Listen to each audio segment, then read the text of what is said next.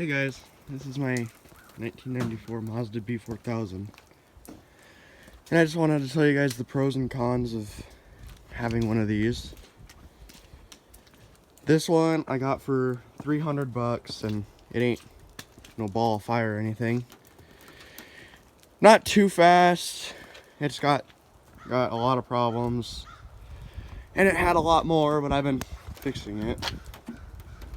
Like, this whole bedside is messed up. They bondoed it and put a rattle can on it right in this area. I don't know if you can see. There's two different paints. That's been fixed. This whole front clip's been put on because it's been in a wreck. As you can see, this bar under here is all pulled up. It's from being towed, and this has been shoved into that bar, probably from when it was wrecked. And front end's sagging, that's why it sits so low. But it hauls stuff nice. Like, I got a bunch of stuff back here, and I just dropped a bunch of stuff off. It's a 1/4 ton truck, but I've hauled a lot more than that. This is the inside. It's kind of messy at the moment, but and it says Mazda on the steering wheel, and it's basically the same thing as a Ford Ranger, except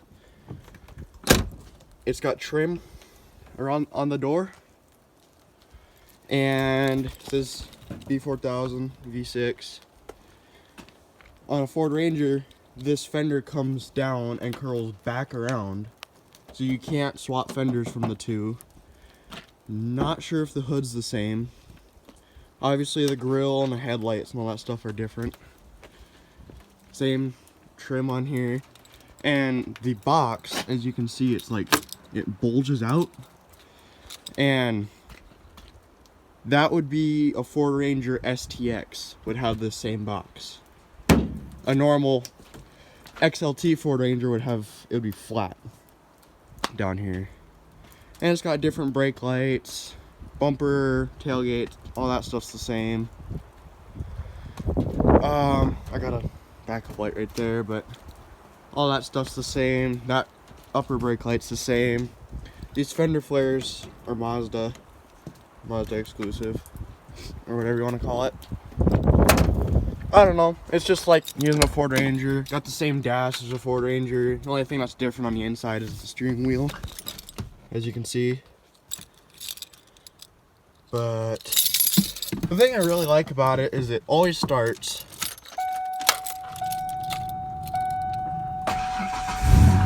As you can see. And it's a manual. Yeah, I broke the original knob, so I just put a piston on it. But says it has 132,000. I think it's had a lot more than that, because it's had I put new brake rotors on it. I put new wheel bearings, ball joints, pivot arm bushings, pivot arm support bushings. And it needs new front coil springs, so I'm thinking it's got a lot more than 130 thou on it. And I put rocker arms in it, and I think the motor's been swapped in it, because I had the rocker arm, or not rocker arm, valve covers off, and they were rattle canned before. I hit them with brake clean, and it all just, I could peel the paint off my hand, so. But and I've done quite a bit of work to the motor too. It's got new injectors in it. I repainted this hood because it was all metal, because they did a bad job painting it when I did the front end on it. Sorry, hold on. I'll pick you back up in a second here. Okay, that's the engine. Got your air boot or air intake tube. I got a cone filter on it because the original box had it split it in half with the screws in it. So I put a new box on it, or air cleaner on it. I did have to fill the AC, but I haven't had to touch it since I filled it. It all runs pretty good. Has a new master on it, has new wheel cylinders, all that brake stuff. Only thing it doesn't have is drums and calipers. It's the only thing that it doesn't have, for in the brakes anyway. But it's pretty peppy. I got a broken motor mount, or a motor mount, and a bolt fell out of it, so I need to fix that. That's why the motor moves around a bunch. You can see it when you're driving. I can see the stick moves around. But it ain't perfect. Transmission scratches, or not scratches, but it whines. Rear diff, it is a Ford 8.8 with a posi, and it has been replaced.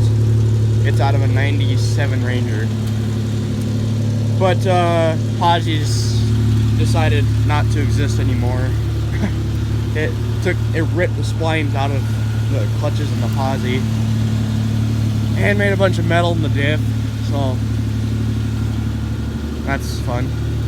But I've done U-joints on it. I don't know if you can see it in there, but it's got nice painted drive shaft, and it's got one back here too. Got all new U-joints in it, except for that front axle.